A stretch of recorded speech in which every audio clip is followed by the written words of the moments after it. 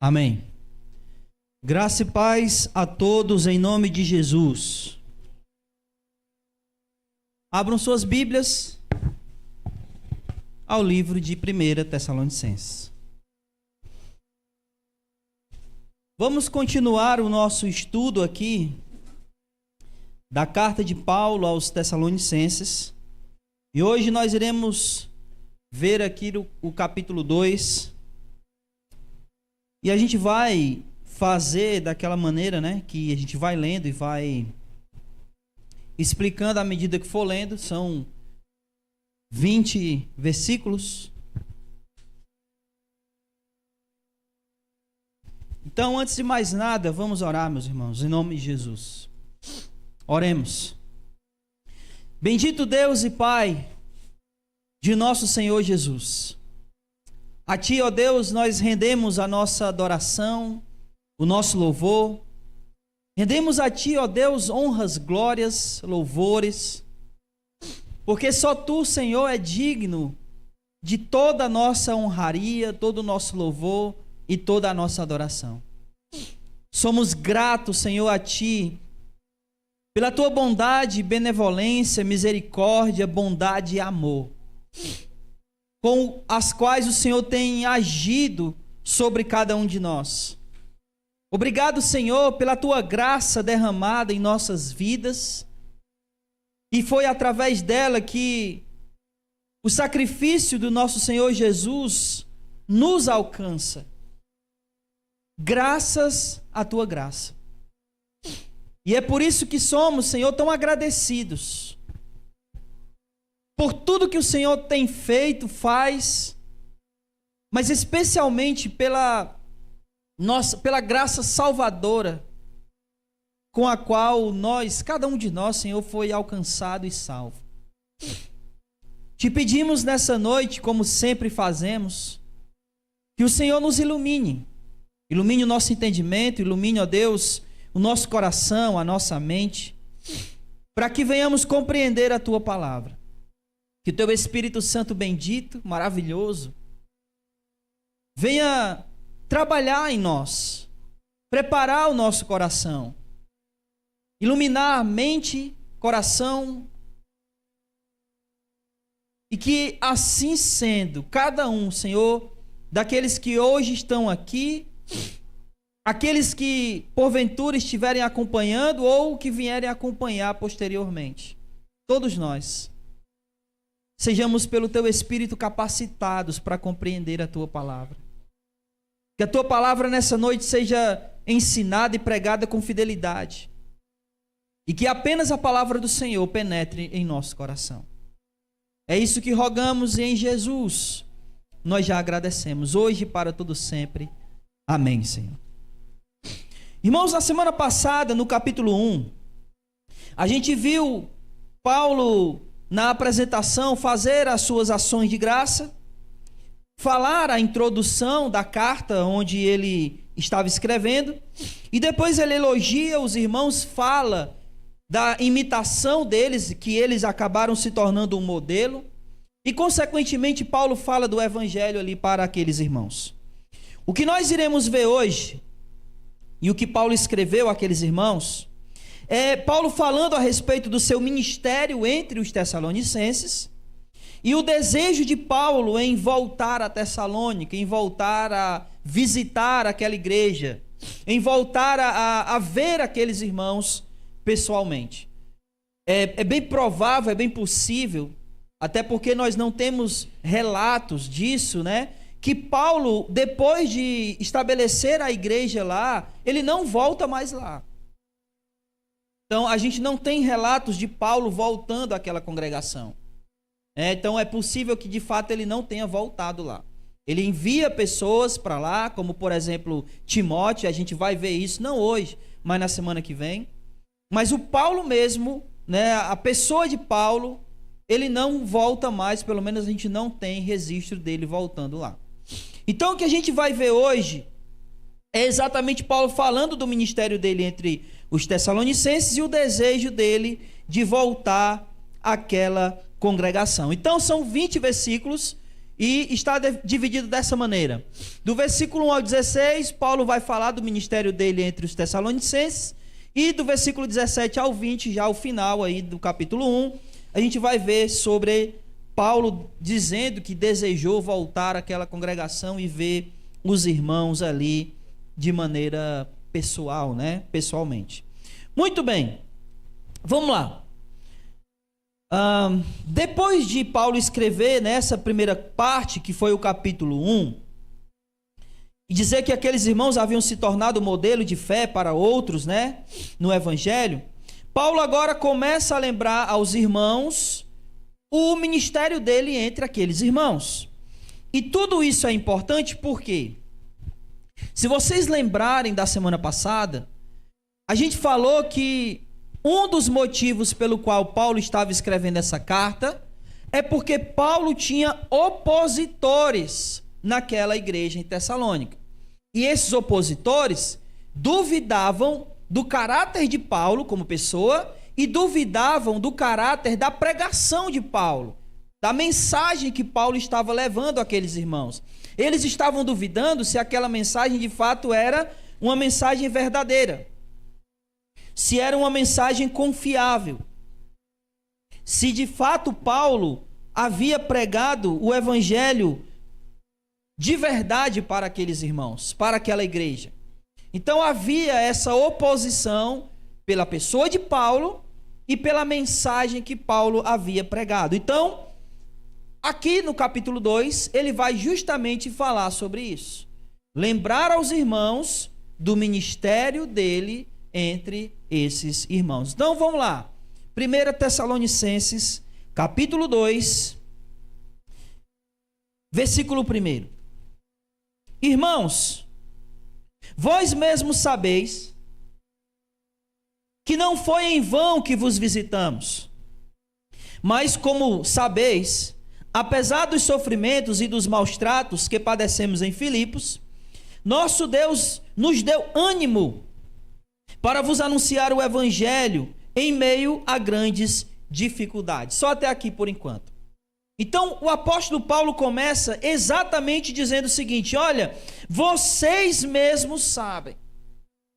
Paulo está apelando aqui, né, apelação aqui entre aspas, né, à memória deles. Vocês mesmos sabem como foi que eu me portei, como foi que eu trouxe a mensagem, que a mensagem que eu trouxe até vocês, ela não era uma mensagem inútil, pelo contrário, era uma mensagem de salvação. Então Paulo começa aqui falando para eles, ou apelando à memória deles, de que eles lembravam disso, eles sabiam disso, que a mensagem que Paulo levou para eles não foi uma mensagem inútil, não foi uma mensagem qualquer, mas foi uma mensagem de salvação para aqueles irmãos. Então, se eles sabiam que essa mensagem que Paulo havia levado para eles era uma mensagem de salvação, não tinha porquê eles estarem duvidando da mensagem que Paulo havia pregado. Não tinha porquê eles estarem duvidando da natureza e do caráter dessa mensagem que Paulo havia levado para eles. Porque eles mesmos, como Paulo estava dizendo, sabiam como foi que Paulo levou essa mensagem a eles. Vamos ler de novo o versículo 1. Vós mesmos sabem que não foi em vão que vos visitamos. Paulo não visitou eles sem propósito. Paulo visitou eles com um propósito. E qual era o propósito? Pregar o evangelho. Ele não foi para Tessalônica para fazer turismo, né? Ele não foi para Tessalônica para visitar os pontos turísticos de Tessalônica. Paulo foi para lá pregar o evangelho. E se fosse por turismo, ele nem teria entrado, porque ele sofreu algumas coisas lá, né? Ele sofreu perseguição por parte dos judeus lá. E a gente vai já ver isso, tá? Versículo 2. Mas como vocês sabem, apesar dos sofrimentos e dos maus tratos que padecemos em Filipos, nosso Deus nos deu ânimo para vos anunciar o evangelho em meio a grande dificuldade. Então, vamos relembrar isso. Que Paulo está tentando aqui trazer à memória deles os acontecimentos de quando Paulo esteve lá. Então, abra em Atos 17. Aliás, Atos 16. E vamos nos lembrar de quando Paulo esteve lá em Tessalônica. O que aconteceu? Atos 16.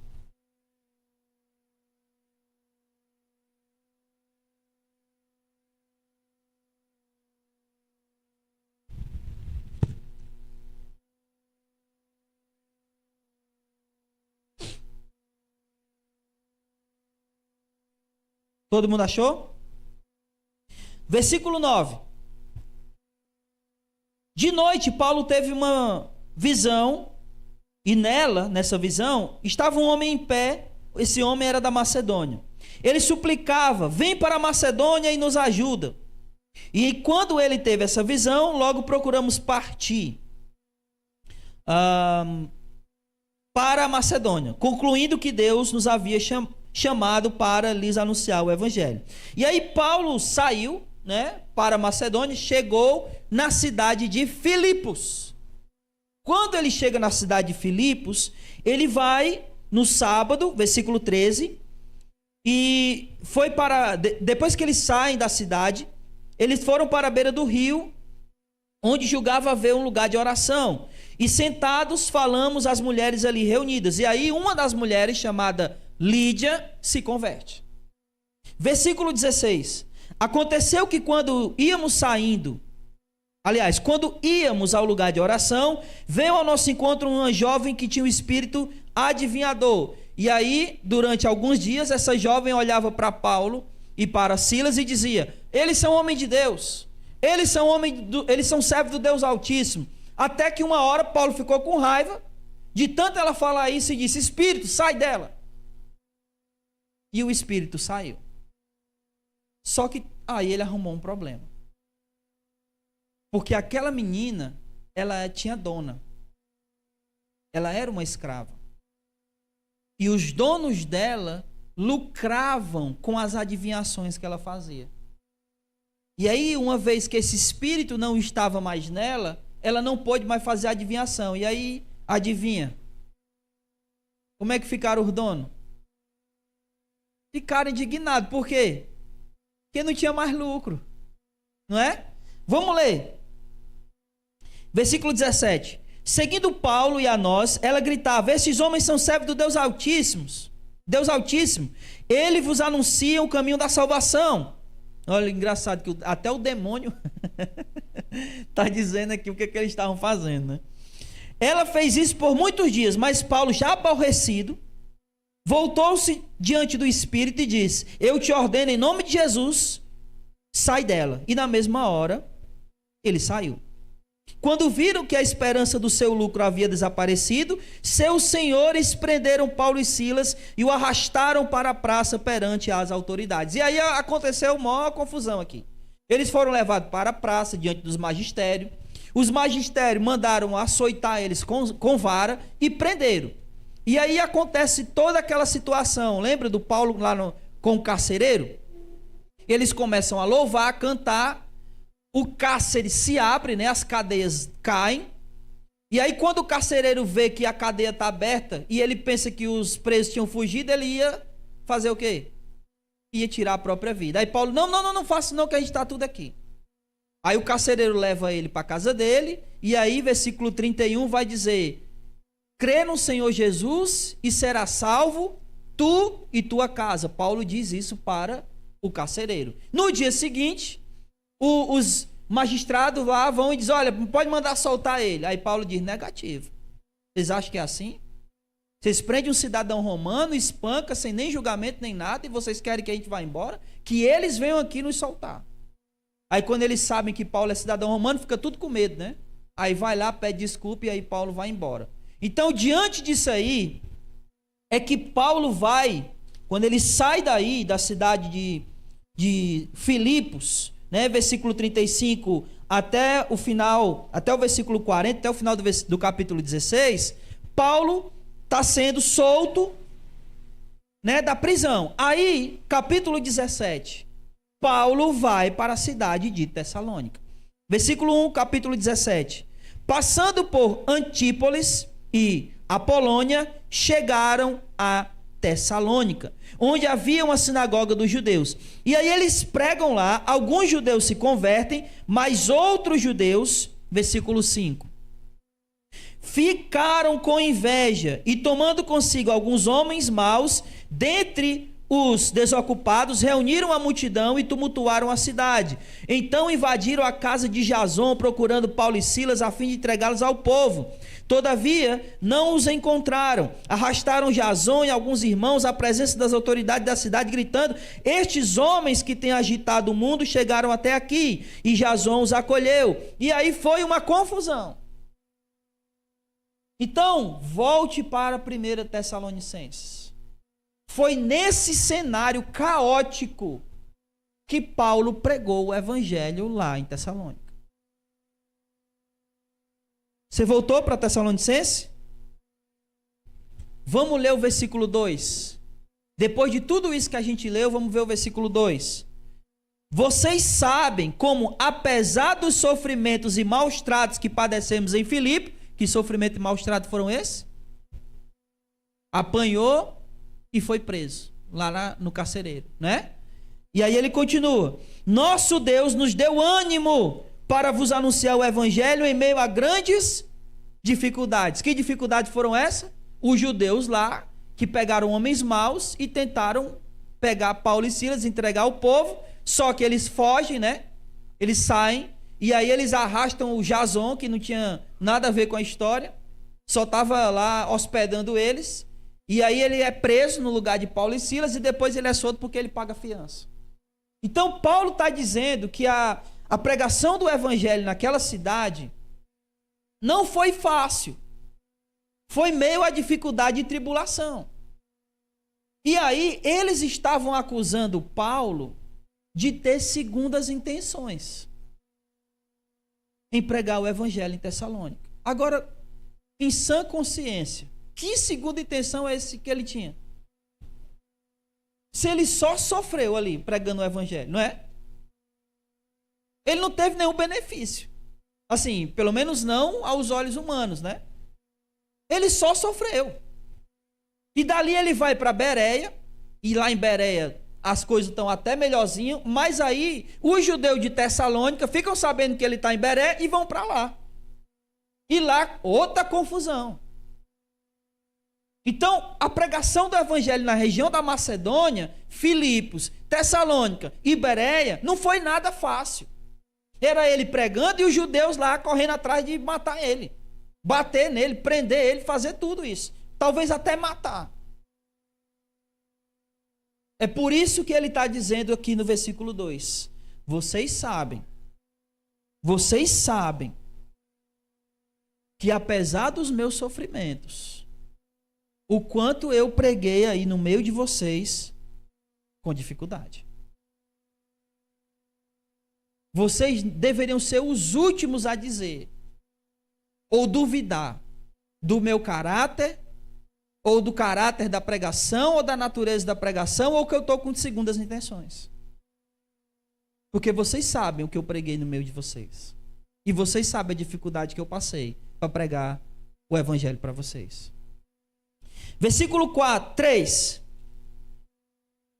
Porque nossa exortação não procede do erro, nem de motivação desonesta, nem é feita para vos enganar. Então Paulo agora ele vai falar da natureza da pregação. Primeiro ele estava aqui fazendo uma defesa dele mesmo, né?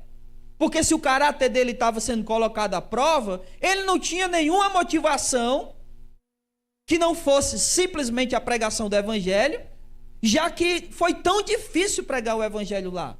Ele passou por muita dificuldade para poder levar o evangelho lá. Agora ele está falando do caráter da mensagem. E aí ele começa o versículo 3 dizendo: olha só, olha aí, a nossa exortação não procede do erro. O que Paulo está querendo dizer com isso?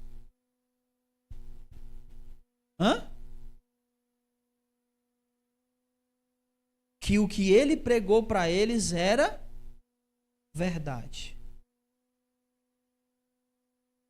que eles não tinham nenhum motivo para achar que a mensagem de Paulo estava distorcida, ou que Paulo falou coisas que não fossem verdade.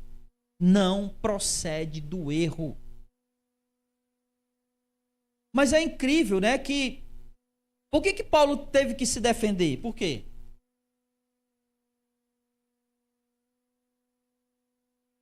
Estavam acusando ele, né? Isso. Mas por que houve essa perseguição? Porque, olha só, lá quando Paulo pregou, que a gente acabou de ver, lá em Atos, a perseguição era de quem? Eram de judeus que não haviam crido. Aqui, a oposição está vindo de onde?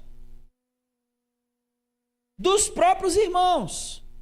E a grande questão é, por que esses irmãos estão se opondo a Paulo?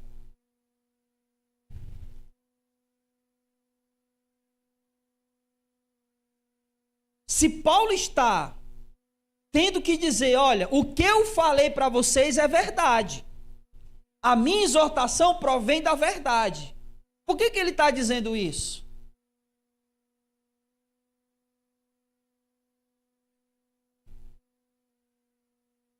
Eles estavam desconfiando que ele estava mentindo. Mas da onde surgiu essa desconfiança que ele estava mentindo? Esse é o ponto. Que de fato eles estavam desconfiando que a mensagem de Paulo não era verdade. Isso é fato. Mas o que levou eles a isso?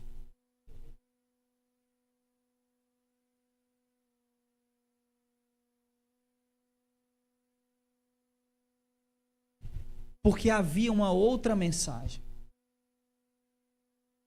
E essa mensagem que estava havendo, que estava sendo ensinada à igreja, ela estava indo de encontro ao que Paulo ensinou. E quando eles olharam para o que Paulo ensinou e para aquilo que estava sendo ensinado, eles notaram, opa, tem uma diferença aqui. Será que Paulo está falando a verdade ou essa outra mensagem é verdade? Estão entendendo isso? Então, o que levou eles a pensar que Paulo poderia estar pregando ou ensinando algo que era errado, foi um ensino errado. Vocês estão entendendo? O ensino errado levou eles a pensar que o ensino verdadeiro era errado. E é por isso que Paulo está dizendo, a minha exortação, ela é o quê? Ela não provém do erro, ela é verdadeira. E isso que Paulo está dizendo para os irmãos aqui em Tessalonicenses, serve para nós. Porque é incrível como é fácil acreditar na mentira. Às vezes, quando você está falando uma verdade, você tem que provar que é verdade. É como alguém dizer assim, olha, essa parede é branca. Aí alguém, não, me prove que é branca, mesmo que a pessoa está vendo que é branca. Mas quando é algo mentiroso, a pessoa parece que acredita assim, ó, rapidinho.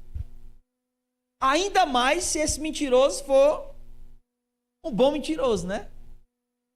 Se ele mentir bem.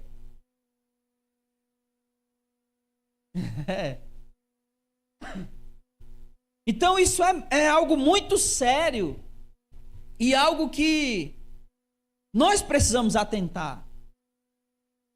Porque há muitos ensinamentos nesse mundo aí, chamado evangélico. E que as pessoas têm uma tendência a acreditar muito mais nessas mentiras do que na verdade do evangelho. Eu vou provar isso para vocês. Quais são as igrejas que estão mais cheias? As que falam de prosperidade.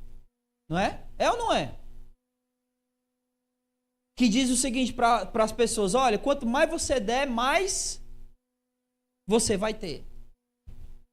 E quanto mais essas pessoas dão, mais elas...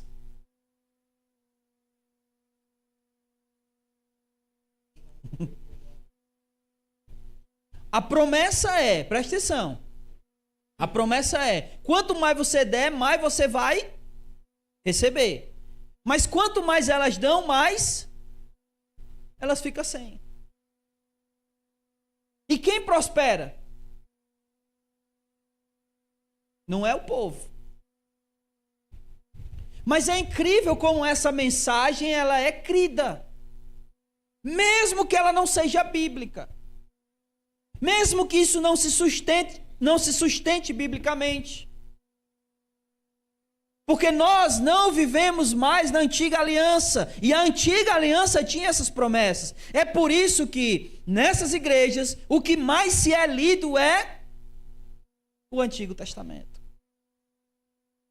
Porque as promessas do Novo Testamento é salvação, perdão de pecados e vida eterna. Essa é a promessa. O que Deus nos promete materialmente é que Ele vai cuidar de nós todos os dias. Por isso a oração do Pai Nosso é o pão de cada dia nos dai hoje. Mas é incrível como essa mentira é crida. E muitas pessoas caem nela. De tal maneira que fazem elas duvidarem da verdade. Exatamente o que aconteceu aqui. Exatamente. E aí é isso que Paulo está dizendo. A nossa exortação não procede do erro. E outra, nem de motivação desonesta. O que ele está querendo dizer com motivação desonesta? O que é?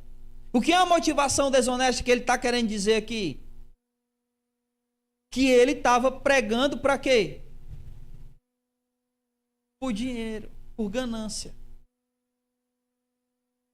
Eu quero que você note que Paulo está, nas entrelinhas aqui, ensinando a igreja a perceber as motivações de um pregador, de um líder, de um pastor. Se ele pregar sem a verdade, e ele vai falar outras coisas aqui, se a motivação dele for gananciosa, tudo isso é para ligar o alerta na igreja. Opa, peraí. Essa mensagem não procede da Escritura. Esse cara só está querendo arrancar dinheiro. A motivação dele é essa. E Paulo está exatamente dizendo o contrário. A nossa exortação não procede do erro, nem de motivação desonesta, nem feita para vos enganar. Ele não tinha propósito de enganar aqueles irmãos. Pelo contrário. O propósito de Paulo era pregar a verdade não engana. A verdade abre os olhos. A verdade liberta, a verdade não aprisiona. E pode ter certeza, aonde a mentira prevalece, as pessoas são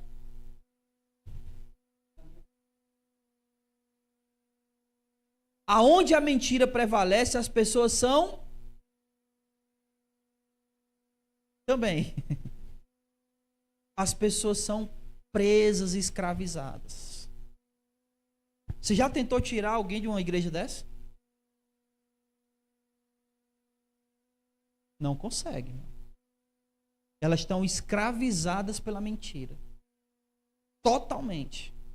E por mais que você diga que a parede é branca, ela vai dizer, não é.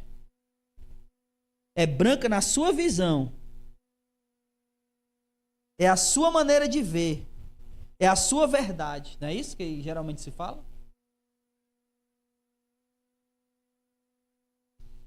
Aonde a mentira prevalece, as pessoas não são libertas, elas são presas, escravizadas. Mas vamos continuar. Irmãos, eu não estou conseguindo ver o horário, porque ali o negócio está doido, tá? Então se... Hã? Como? Pronto, eu vou me basear ali. Ali está 13. Ok. Ali está 3 horas e 13 minutos. Vou me basear nos minutos, né? Versículo 4. Mas assim como fomos aprovados por Deus para que o evangelho nos fosse confiado, assim falamos, não para agradar a homens, mas a Deus, que testa o nosso coração. Olha que coisa interessante. Paulo está dizendo, mostrando mais uma vez o seguinte: olha, quem nos provou foi Deus, para saber que a gente é de fato aqueles que levam a palavra de Deus, levam a mensagem de Deus. E como foi que Deus provou eles? Como foi que Paulo foi provado? Para saber que ele de fato era digno de confiança de carregar a mensagem do Senhor do Evangelho. Paulo foi provado como? Sofrendo. Os sofrimentos de Paulo é a confirmação de que Deus prova ele, que ele era aprovado por Deus. Na verdade, uma das credenciais de Paulo como apóstolo é o sofrimento. Se não sofreu, não pode ser apóstolo. E todos os apóstolos do Senhor sofreram. Seja perseguição, até o quê? Até a morte. Porque todos os apóstolos, com exceção de João, foram assassinados. Só João não foi. E não foi porque tinha um propósito. Qual era o propósito? Receber a revelação de Apocalipse e registrar. Porque se não fosse, também teria sido assassinado. Ele foi o único que morreu de velhice. Mas todos os outros foram assassinados. Morreu preso. Na verdade, preso, porém, era mais um exílio. Ele estava escondido. Porque se ele não tivesse escondido, teria morrido. Então, olha só. Deus é quem confirma Paulo como o mensageiro dele. E aí ele diz uma coisa interessante, ó: não para agradar homens, mas para agradar a Deus. E isso é uma coisa interessante. Porque isso mostra o teor da mensagem que estava sendo ensinada lá. Que mensagem era que estava sendo ensinada lá? Uma mensagem que agradava aos ouvidos, não é? Que massageava o ego, que talvez não falava de perseguição. Uma mensagem, como a gente vai ver lá para frente, de que você podia fazer qualquer coisa com o seu corpo, contanto que você mantivesse o seu espírito puro. Como isso é possível, né? Mas essa mensagem é uma mensagem boa de ouvir. Uma mensagem que não confronta pecados. Então tudo isso é uma mensagem feita para agradar a quem? As pessoas, aqueles que ouvem. Mas essa mensagem não agrada a Deus. E Paulo está dizendo exatamente isso. Eu não tive como objetivo agradar as pessoas com a mensagem. A mensagem de Paulo visava agradar a Deus, ainda que essa mensagem desagradasse as pessoas. Porque ninguém gosta. Ninguém. Nem eu e nem você. Nenhum de nós gosta de sermos confrontados em nossos pecados. Nenhum, ninguém.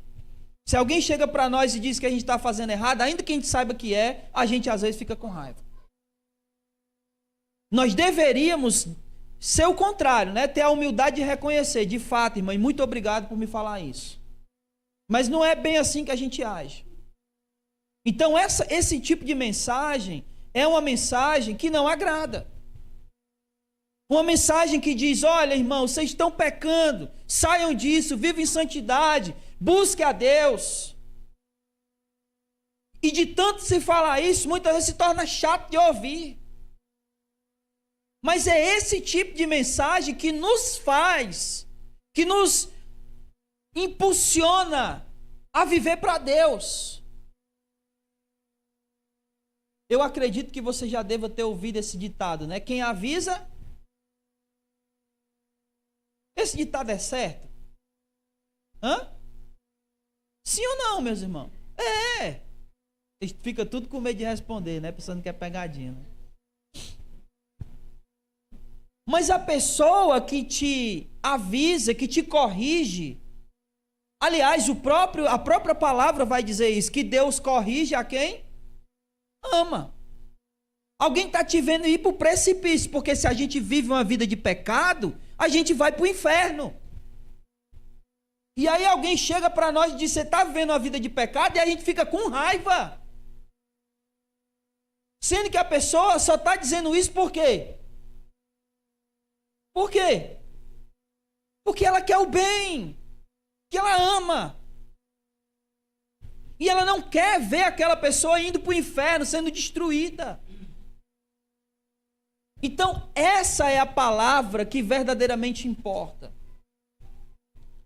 Certa vez eu vi uma frase que dizia o seguinte: a função dos pastores é não deixar os irmãos pecarem em paz. Por quê? Porque se eles veem os irmãos pecando, eles têm que ir lá e perturbar. Não pequem. A função é não deixar os irmãos pecar em paz. Se vê que está pecando, vai lá e diga. Corrija, exorte, mas exorte segundo a verdade. Como Paulo está dizendo aqui no versículo 2. Aliás, versículo 3. A nossa exortação não procede do erro. Porque ele não foi lá para enganar aqueles irmãos. A mensagem de Paulo era bem clara. Ele foi pregar o evangelho para que eles fossem convertidos. E essa mensagem dele, muitas vezes, não agradou. Mas mesmo que não agrade, essa mensagem é a mensagem que tem que ser pregada. Esses dias eu estava conversando com um irmão e ele estava dizendo justamente que às vezes ele ficava com medo de falar determinadas coisas quando ele ia pregar, porque não sabia como os irmãos iam lidar com isso. Né? E eu disse para ele, olha, não pregue pelo amém. Sabe o que é pregar pelo amém? É você esperar que tudo que você vai falar, a igreja vai dizer amém. Aí você fica pregando só para a igreja dizer amém. Não pregue pelo amém. Pregue a palavra. E se as pessoas se ofenderem com a palavra, deixem que elas se ofendam com a palavra. Não pregue pelo amém. Porque se você pregar pelo amém, você vai estar pregando para agradar quem? Nem sempre a nossa pregação vai agradar. Às vezes ela vai machucar. E ela vai machucar principalmente quando a pregação, quando a mensagem, ela for de encontro àquilo que a gente está fazendo de errado. É engraçado, porque a mensagem ela é maravilhosa até que ela fale dos nossos erros. Aí a gente já disse isso. A mensagem estava até boa, mas agora eu não gostei. Não. Tocou na ferida, né? Aí quando toca na ferida... Continuando, versículo 5. Faz. Por favor, André, faz esse bicho parar para lá que... É só parar ele para lá, só por enquanto. Aí, beleza. Não, aí fica muito quente. Não, é só para não bagunçar as folhas aqui. Valeu, André, obrigado. Versículo 5. Lembra, primeiro, lá no versículo 1, ele diz, olha, vocês mesmos sabem. Né? Ou seja, ele apela aqui para a memória dos irmãos. Vocês sabem como eu agi. Agora, Paulo vai trazer aqui para ele o testemunho do próprio Deus. Olha só, versículo 5. Deus é testemunha de que nunca usamos de bajulação, como sabem, nem agimos com intenção gananciosa, nem buscamos honraria humana da parte de vocês ou de outros, embora como apóstolos de Cristo pudéssemos exigir isso da vossa parte. Então agora Paulo está usando aqui o próprio Deus como testemunha. Deus é testemunha que quando eu vim pregar o evangelho aqui para vocês, eu não procurei bajular ninguém. E o que seria bajular? Seria exatamente o que eu estava falando anteriormente. Você não tocar em determinados assuntos para não, magoar ninguém. Porque a gente sabe que fulano está fazendo isso e aquilo, então não vou falar sobre isso. O bajular, porque ele usa uma outra coisa aqui, não agimos com intenção gananciosa, é que a cidade de Tessalônica era uma cidade onde tinha pessoas com dinheiro. Então, a gente vai ver que muitas mulheres, e isso a gente vai ver lá em Atos, que muitas mulheres dessas cidades aqui da Macedônia, Filipos, que era uma das principais cidades ali da Macedônia, Tessalônica e Bereia, lá vai dizer que muitas mulheres de posição se converteram. O que é mulheres de posição? Mulheres com dinheiro. E que porventura, por que não? Os seus maridos se converteram depois? Pode ser que sim. Então o que Paulo está dizendo? Eu nunca deixei de pregar para eles, bajulando eles, porque eles tinham dinheiro. Que a minha intenção era não perder o dinheiro deles. Nunca fiz isso. Nunca bajulei ninguém. Nunca tive essa intenção aqui gananciosa. É aquela coisa, o cara tem muito dinheiro, ele está na igreja, mas aí ele está vivendo em adultério. Aí você não vai lá confrontar ele, por quê? Porque se você confrontar ele, ele vai sair da igreja e o dízimo dele é grande demais. Você está entendendo? Isso seria bajular com intenção gananciosa. Eu não vou confrontar esses pecados, porque senão não vai ter dízimo e o dízimo dele é muito grande. O que Paulo está dizendo? Eu nunca fiz isso entre vocês. Nunca. Nunca bajulei e nunca tive intenção gananciosa. Versículo 6. Nunca busquei honraria para mim. O que é buscar honraria para si? É pregar para que todo mundo diga, como ele é bom. Como ele é isso, como ele é aquilo. Como canta bem, como faz isso bem. Como evangeliza tanto. Nunca busquei honraria, Paulo está dizendo. A intenção nunca foi essa. Até porque Paulo foi praticamente escorraçado aqui, não deu nem tempo de ser honrado, Ele pregou, pessoas se converterem, ele teve que fugir. Então, se fosse para ter honraria, ele falhou. Se a intenção fosse honraria, falhou. Então, ele está dizendo, não bajulei, não tive intenção, não agi com intenção gananciosa e nem busquei honraria, nem de vocês e nem de ninguém. Embora o quê? Ele tivesse esse direito, como apóstolo que ele era. Ele tinha o direito de receber deles honrarias. Mas ele disse, eu nunca tive essa intenção. Nunca tive. Então, por exemplo, se aqueles irmãos quisessem honrar Paulo, a gente percebeu que você fez muito pela gente, a gente vai te dar aqui uma ajuda, um sustento. Seria errado? Não. Mas Paulo fez com essa intenção? Não. É isso que ele está dizendo. Eu não busquei honraria de vocês. E vocês vão ver, eu acho que lá para o final do livro, que a igreja de Tessalônica, assim como Filipos, foram a igreja que ajudaram Paulo financeiramente quando ele estava onde? Em Corinto. Porque lá em Corinto, Paulo fazia tenda, para se sustentar, enquanto os irmãos não vieram. Quem eram os irmãos? Silas e Timóteo. Aí ele diz, quando eles desceram da Macedônia, quando eles chegaram em Corinto, aí Paulo se dedicou só ao evangelho. Por quê? Porque eles trouxeram ajuda financeira. Mas o que Paulo está dizendo é, eu nunca busquei esse tipo de coisa no meio de vocês. E Paulo está dizendo isso porque uma das intenções daqueles que estavam pregando coisas falsas era exatamente dinheiro. Era isso que eles intencionavam ter dos irmãos em Tessalônica. Versículo 7. Pelo contrário, nós fomos bondosos entre vocês, como uma mãe que acaricia os seus filhos. Paulo está dizendo que entre aqueles irmãos, ele expressou toda a bondade entre eles. Toda a bondade, todo afeto. E é engraçado, olha só que coisa engraçada. Ó. Versículo 7. Fomos bondosos entre vós como uma mãe que acaricia os próprios filhos.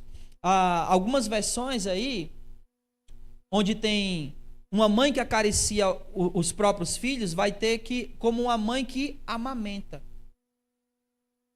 Com que carinho uma mãe amamenta um filho? Hã? Que afeto ela tem quando ela está amamentando o filho dela? Ela despreza? Ela não está nem aí para o filho? Não, né? Ela está ali com toda a proteção do mundo. Se uma mãe que está amamentando, se uma pessoa viesse roubar esse filho dela, o que ela faria? Na hora que ela está ali amamentando, alguém chega e vai roubar o filho, o que ela faria? Bora, irmãs, mães. Ia para cima, igual uma leoa, né? Esse é o sentido aqui de proteção, de cuidado, de alimentar, de nutrir. Esse afeto, esse carinho. Aí olha o que ele diz no versículo 8. Assim, ou seja, dessa maneira como uma mãe, devido ao grande afeto por vós, estávamos preparados a dar-vos de boa vontade, não somente o evangelho, mas também a própria vida. Olha o que Paulo está dizendo. O meu afeto, a minha bondade por vocês era tão grande que de boa vontade eu não precisava de dinheiro para isso. De boa vontade eu estava pronto para dar o evangelho e até a própria vida. E a gente viu isso que era verdade. Porque para pregar lá em Tessalônica, Paulo quase morre. Se as pessoas que invadiram a casa de Jason lá tivessem encontrado Paulo, o que você acha que iam fazer com ele? Convidar ele para jantar?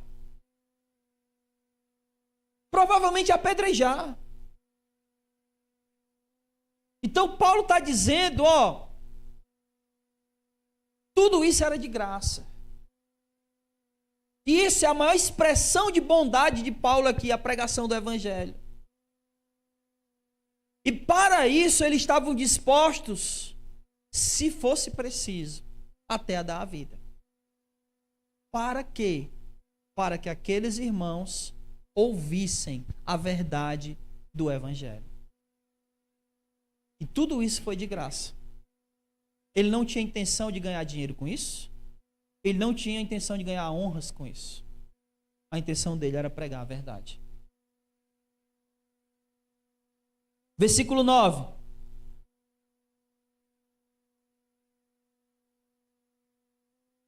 Sem dúvida, irmãos, vos lembrais do nosso trabalho e fadiga. Trabalhamos dia e noite para não ser um peso a nenhum de vocês, enquanto vos pregamos o evangelho de Deus. Novamente ele traz aqui a memória deles, né? Vocês lembram do meu trabalho entre vocês e que eu não fui um peso. O que seria não ser um peso para aquela igreja? Talvez.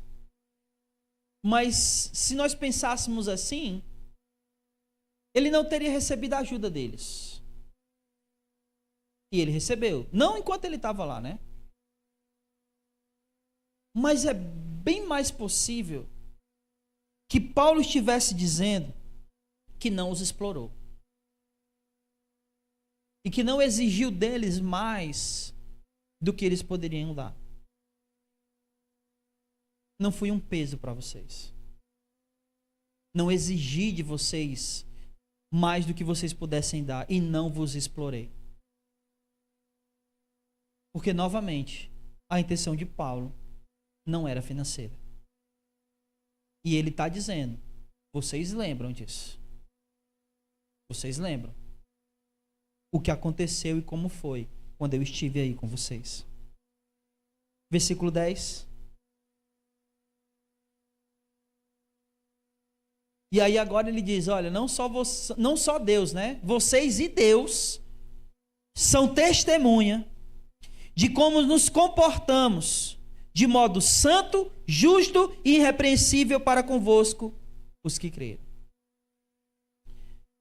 Você já deve ter percebido aqui, né? Que Paulo está ensinando aquela igreja a como identificar um verdadeiro pregador que vem do Senhor. Né? A intenção dele não é gananciosa. A intenção dele não é honra. A intenção dele não é bajular. A intenção dele não é agradar os ouvidos. É agradar a Deus. E agora ele está dizendo que para que eles possam reconhecer se essa pessoa é de Deus ou não, eles precisam observar o comportamento dele. E o comportamento dessa pessoa, que no caso Paulo está dizendo que era ele, precisa ser de modo santo, justo e irrepreensível. O que isso significa? O que é ser alguém que se comporta de modo santo, justo e irrepreensível? Significa é alguém perfeito? É alguém que não peca? Então é o quê?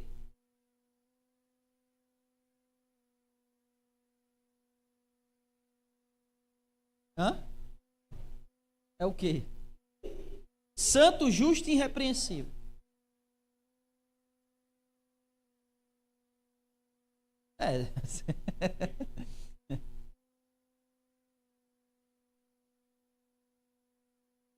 Correto. Mas ela consegue fazer isso o tempo todo? Então, o que seria exatamente isso? O que é ser alguém que anda de modo santo, justo e irrepreensível?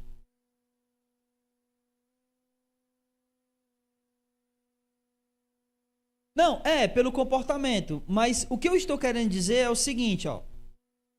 Óbvio, né? Pelo comportamento e tal. Mas uma pessoa consegue se comportar o tempo todo assim, mesmo um cristão, em santidade, em justiça e ser irrepreensível?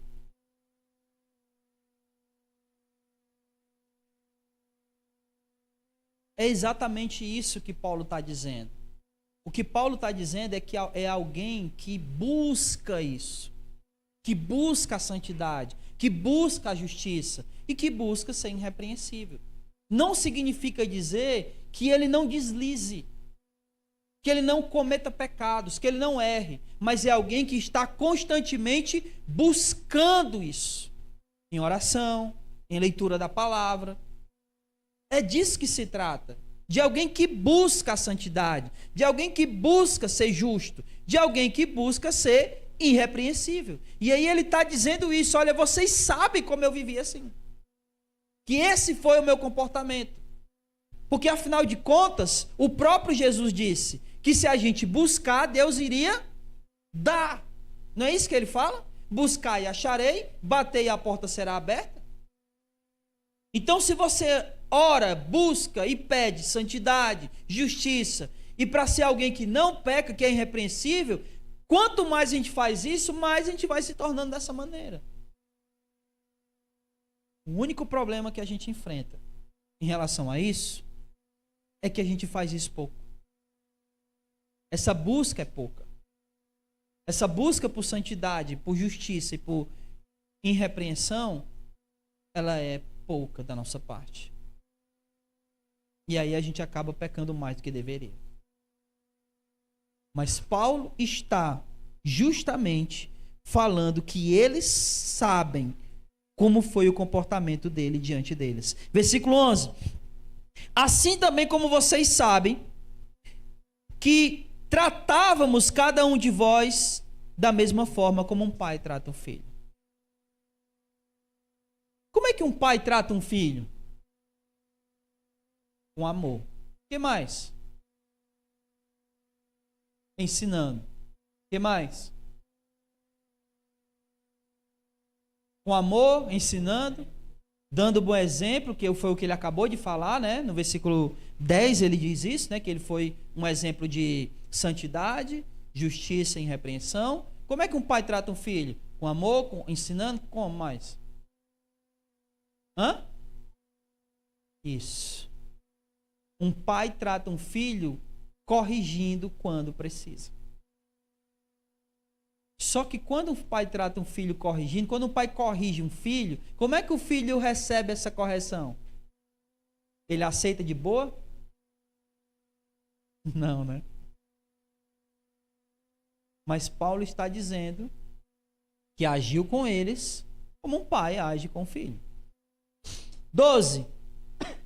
E aí ele diz, exortando-vos, que é o que um pai faz quando um filho está fazendo o que é errado, né? Ele exorta, ele corrige, consolando-vos e instruindo que vocês vivessem de modo digno de Deus. O que é instruir para que eles vivessem de modo digno? É ensinar o quê? A andar conforme os cristãos andam, conforme os cidadãos do céu vivem. Em outras palavras, é aquilo que eu falei, é não deixar os irmãos pecarem em paz. Paulo diz, eu exortei, consolei, né? Porque o que seria esse consolo aqui? Seria também você animar os irmãos quando eles estiverem desanimados, espiritualmente falando. Então ele corrigiu, ele exortou e ele instruiu. Tudo isso dentro daquilo que é a vontade de Deus. Então, olhe só. Ele não só fala palavras de correção, mas ele também fala palavras de ânimo. Mas aquele que está pregando o que é errado, qual é o tipo de mensagem que ele vai trazer? De correção? Não, ele só vai trazer palavra de ânimo, né? Você vai vencer, você é o escolhido, você é só para te animar, Você pode estar vivendo uma vida desgraçada no pecado, mas ele só vai botar você para cima. Paulo está dizendo que ele exortou, corrigiu, ele consolou, animou, mas ele também instruiu. Tudo isso foi função dele. E é função dos mensageiros que pregam a verdade da palavra do Senhor. 13. Por isso nós também não deixamos de agradecer a Deus, pois quando ouvistes de nós a sua palavra, não a recebestes como a palavra de homens, mas como a palavra de Deus, como de fato é, a qual também atua em vós os que creram. Então olha só o que Paulo está dizendo. Agora, vocês lembram na semana passada que ele começa dizendo que orava por aqueles irmãos sempre e orava agradecendo a Deus por eles. E aí ele está dizendo aqui novamente que agradece a esses irmãos, aliás, agradece a Deus por esses irmãos, porque aqueles irmãos, eles receberam, aqueles que creram, né, e ele está até fazendo uma diferenciação, né? Porque os que não creram estavam se opondo a Paulo. Mas os que creram, receberam a mensagem de Paulo, a mensagem que Paulo trouxe, não como palavra de homens, mas receberam como? Como a própria palavra de Deus. Os que creram, aqueles que ouviram a palavra e creram, eles receberam essa palavra como palavra de Deus. Essa exortação, essa correção, essa palavra de ânimo, eles receberam como palavra de Deus. Eles não receberam como palavra de homens. Quem estava recebendo como palavra de homens eram aqueles que não haviam crido. Mas os que creram, receberam como palavra de Deus. Versículo 14. Como é que Paulo sabia que eles tinham recebido a mensagem que Paulo trouxe como palavra de Deus? Ele vai dizer agora, ó. Pois vocês, irmãos, vos tornastes imitadores das igrejas de Deus em Cristo Jesus na Judéia, porque também sofrestes de vossos co-cidadãos o mesmo que eles sofreram dos judeus. Então, como é que Paulo sabia que eles receberam? Porque eles se tornaram imitadores da igreja da Judéia. Da mesma maneira que a igreja da Judéia foi perseguida pelos judeus, eles também estavam sendo perseguidos pelos seus compatriotas. Lembra o que aconteceu lá em Tessalônica? Como eles entraram na casa de Jason lá e arrastaram Jason? Os próprios cidadãos lá de Tessalônica fizeram isso. Então Paulo está dizendo que eles receberam a mensagem do evangelho como palavra de Deus porque eles imitaram a igreja da Judéia até na perseguição. Não que eles quisessem ser perseguidos, né? Mas eles foram. Da mesma maneira que a igreja na Judéia. E aí ele vai dizer: estes, os judeus, mataram o Senhor Jesus, bem como os profetas, e nos perseguiram. Eles não agradam a Deus, são inimigos de todos os homens.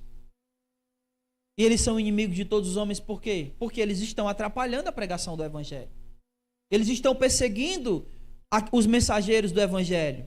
Estão impedindo que a mensagem do evangelho chegue aos homens. Por isso eles são inimigos de todos os homens. 16.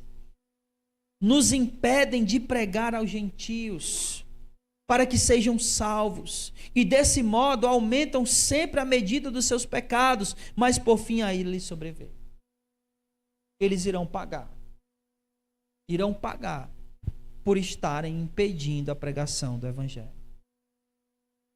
Então Paulo está aqui dizendo, ou agradecendo a Deus, ou dizendo a eles que agradecem a Deus por eles terem recebido a palavra que ele trouxe, a mensagem que ele trouxe como palavra de Deus. E isso era visível porque eles haviam se tornado imitadores da igreja na Judéia. Para concluir aqui, Paulo vai dizer, versículo 17, o desejo dele de voltar à igreja em Tessalônica. Ele diz assim, ó: nós, porém, irmãos, embora estejamos por algum tempo longe da vossa vista, mas não do vosso coração, desejamos intensamente ver o vosso rosto, né? Ele está dizendo, olha, mesmo longe, eu sei que a gente não saiu do coração de vocês. E a gente tem um desejo grande de encontrar vocês pessoalmente, né? Que é isso que significa ver o vosso rosto, né? Até porque nessa época aqui só dava para ver o rosto se fosse lá, né? Agora não, né? Para ver o rosto basta ligar. Mas aqui para ver o rosto tinha que ir lá. Então, o que Paulo está dizendo é que ele desejava intensamente vê-los pessoalmente. Versículo 18: por isso queríamos visitar-vos. Eu, Paulo, quis visitar-vos, não somente uma vez, mas duas. Contudo, Satanás nos impediu. Pois quando o nosso Senhor Jesus voltar, quem será a nossa esperança, alegria e coroa da glória diante dele? Por acaso não são vocês? Na verdade, vós sois a nossa glória e nossa alegria. Paulo está dizendo, olha, vocês são um dos motivos da minha alegria. E quando Jesus voltar, vocês serão o meu galardão, a minha recompensa. O motivo pelo qual Jesus irá recompensar. Vocês serão a minha coroa, serão o meu galardão, a minha recompensa. O motivo da minha recompensa. E aqui nesse trecho, a gente poderia falar sobre várias coisas, mas eu queria falar só sobre um. Nós poderíamos falar do desejo de Paulo de visitar, né, dessa questão do galardão, da volta de Jesus. Mas eu queria falar apenas aqui do versículo 18, quando ele diz que ele desejou ir lá, não uma, mas duas, mas Satanás o impediu. E a gente precisa entender que Satanás, ele é um agente que luta contra os planos e a obra de Deus. Eu sei que muitas vezes a gente aqui fala pouco sobre Satanás, até porque, de fato, a gente tem que falar pouco dele mesmo. Tem que falar de Jesus. Mas nós não podemos ignorar as suas ações. Ele trabalha para fazer com que os planos de Deus não aconteçam. Ele não vai conseguir, é verdade. Mas nós precisamos estar atentos, porque Satanás trabalha no meio do povo de Deus, especialmente nos relacionamentos entre os irmãos. O que estava acontecendo aqui com alguns dessa igreja com Paulo? Não era uma oposição de alguns com Paulo? E nós não podemos ignorar que isso é obra de quem? De Satanás. Que ele busca fazer isso no nosso meio. E quando a gente se permite que isso aconteça, nós estamos permitindo que Satanás haja em nós.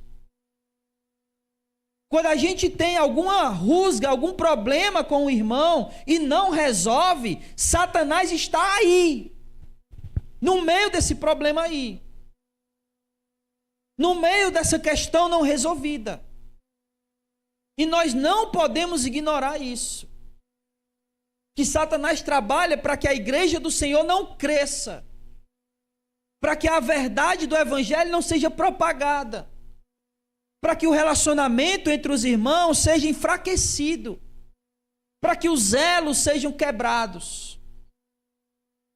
E se a gente permite que essas coisas aconteçam, Satanás está sendo permitido trabalhar em nossas vidas. Quando nós temos ou tivermos, porque isso vai acontecer, porque a gente é cristão, a gente é ser humano, aliás. Mas quando tivermos alguma coisa contra os nossos irmãos, por alguma palavra não dita ou maldita, ou talvez até por uma coisa que ficou mal entendida, o que a gente deve fazer? Procurar esse irmão e se reconciliar com ele. Não é falar dele para outra pessoa, é falar com ele. E não existe essa história de que é você para lá e eu para cá. Isso não existe, isso não é bíblico, isso é do demônio. Se houve perdão, houve perdão. E se houve perdão, há novamente relacionamento. Se não há relacionamento, não houve perdão. E nós não podemos ignorar a ação de Satanás. Ele quer destruir a igreja. E ele faz isso especialmente nos relacionamentos. Amém, irmãos? O que aprendemos hoje com tudo isso que a gente falou?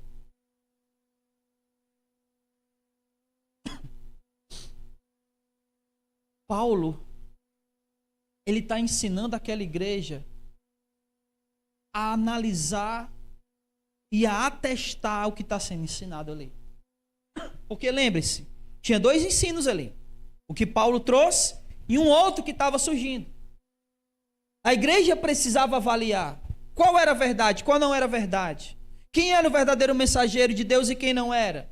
Então Paulo está ensinando em tudo isso aqui, avaliar e atestar o ensino e a motivação de quem está ensinando. Qual é a motivação? É dinheiro? É ganância? É o quê? É pregar a verdade, independente de que alguns iriam ficar chateados ou não? Então Paulo está ensinando a igreja a fazer isso. Avaliem, atestem, confirmem se o que está sendo ensinado é de fato verdade, é de fato conforme os ensinamentos de Jesus, dos apóstolos, de Deus. 2. Temos que aprender com Paulo a avaliar o ensino, e ele dá aqui 3 atitudes para isso. Se o ensino é bajulador, é motivado por ganância e busca a honraria, esse ensino não vem de Deus. O verdadeiro ensino, aquele que é vindo de Deus e que traz a verdade, ele não busca bajulação. Ele não é motivado por ganância. E ele não busca honraria para si. Toda a honra e toda a glória sejam dadas ao nosso Senhor. Ele não busca honra para si. 3. O pregador do evangelho, ele é bondoso e afetuoso com os irmãos. Está disposto a dar a vida por eles. Não os explora. E busca viver de maneira santa, justa e irrepreensível. Paulo está ensinando aqueles irmãos e a nós a reconhecermos os verdadeiros pregadores da verdade. Eles são bondosos. Eles agem com os irmãos de maneira bondosa. E o maior exemplo, a maior expressão de bondade que alguém pode agir com a igreja é pregando a verdade para ela. Aqueles que pregam a verdade agem de maneira bondosa, são bondosos, não explora e busca viver de maneira santa, justa e irrepreensível. A igreja precisa observar o comportamento dos seus líderes, dos seus pregadores. Eles precisam viver de maneira justa, santa e irrepreensível. Precisam buscar essas coisas. Se a gente não observar isso, irmãos, nós iremos estar vulneráveis e seremos enganados por qualquer pessoa que venha pregar qualquer coisa para nós.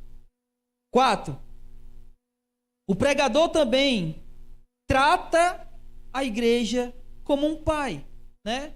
Ele como um pai para a igreja. Ele exorta, ele consola e ele insiste para que elas vivam como verdadeiros cristãos. Agora eu falo como Paulo, vocês são testemunhas do que é ensinado aqui nessa congregação. Do quanto nós exortamos. E não é só eu. Todos que sobem nesse púlpito, eles pregam a palavra do Senhor. Pregam a verdade. E essa verdade, ela exorta, ela corrige, mas ela também nos anima. Ela também fortalece a nossa fé. E essa verdade também nos instrui. E nos instrui a vivermos uma vida de acordo com a vontade de Deus. Isso é o que esses pregadores têm feito aqui nessa congregação. E como Paulo disse aos Tessalonicenses, eu digo para vocês, vocês sabem disso.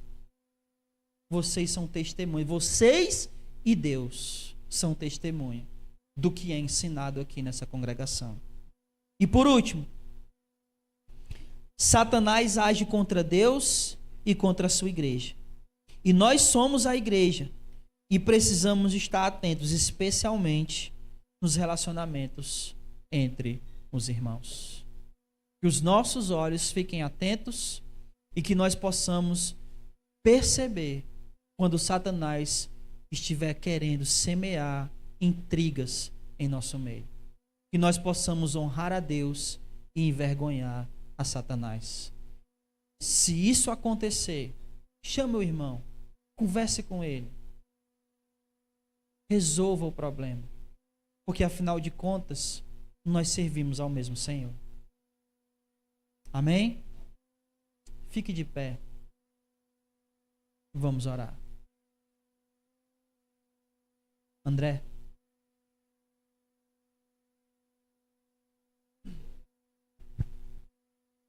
Amém. Vamos orar. Deus Pai Todo-Poderoso, te damos graça, Pai, mais uma vez. O Senhor é bom e maravilhoso. E o teus ensinos, Pai, para a nossa vida é grandioso. Sabemos, Pai, que precisamos estar atento aos ensinos do mundo, do Evangelho, que é ao contrário da tua vontade. Não é nem Evangelho, mas os ensinos, que é ao contrário da tua vontade.